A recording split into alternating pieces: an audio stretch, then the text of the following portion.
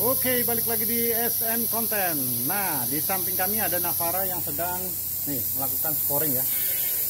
Nah, jadi teman-teman harus tahu kira-kira kenapa perlu rutin dilakukan sporing, atau lebih tepatnya sporing balancing. Nah, yang kali ini kita bahas kenapa perlu rutin dilakukan sporing.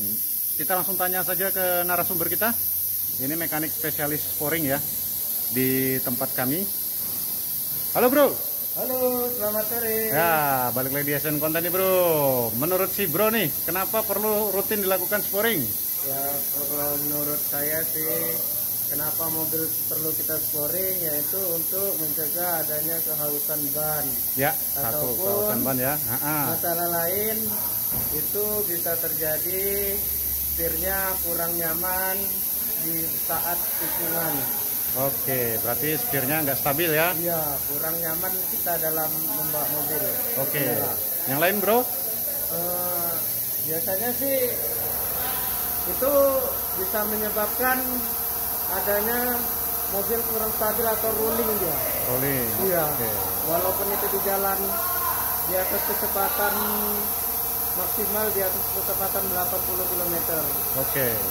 Kemudian biasanya disarankan berapa lama sekali periode sporing perlu dilakukan? Sporing itu di sarannya bro? Sarannya di 10.000 km. Nah, setiap 10.000 ya? Atau di 6 bulan? 6 bulan ya? Iya, 6 bulan. Paling lambat setahun lah ya? Nah, itu dia teman-teman. Balancing juga sih. Balancing juga ya, perlu ya.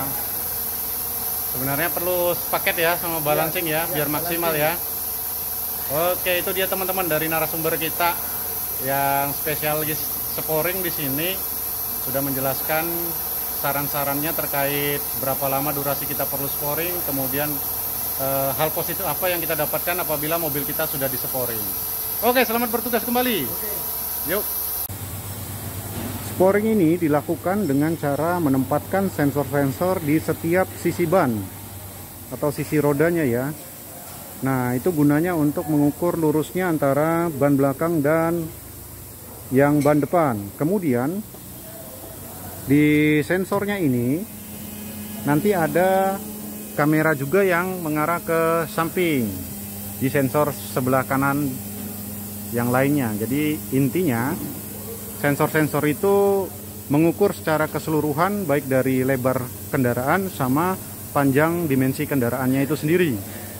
Dari situ akan didapat ukuran center dari sistem steering. Nah, itu dia proses sporing menggunakan sensor 4 mata ini ya.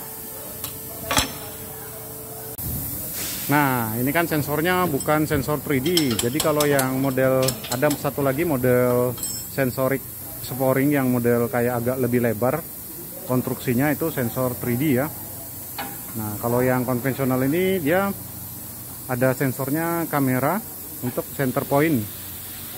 Kemudian gravitinya ada diukur juga di sistem sensornya ini ya. Nah, ini alatnya juga cukup akurat ya untuk akurasinya, karena pengalaman kami tidak ada yang pernah bermasalah setelah kita sporing. Hasil dari pengukuran nanti akan kelihatan di layar komputer.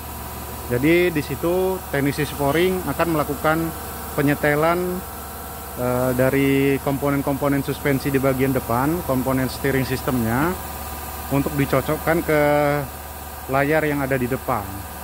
Nah, sampai setelan sporingnya di angka atau nominal yang warna hijau.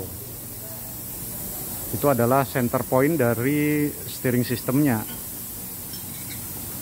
Nah, kabel-kabel ini adalah kabel sensor yang menyambungkan antara sensor yang di roda belakang, roda depan, samping kanan. Ini semua diarahkan ke bagian komputerisasinya.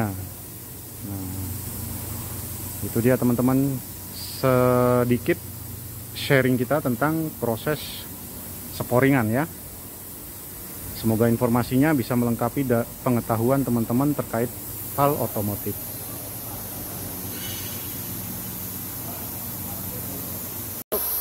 Nah, itu sedikit sharing dari kami teman-teman untuk proses sporing apa yang harus dilakukan, berapa lama, terus manfaatnya apa bagi mobil kita kalau sudah sporing.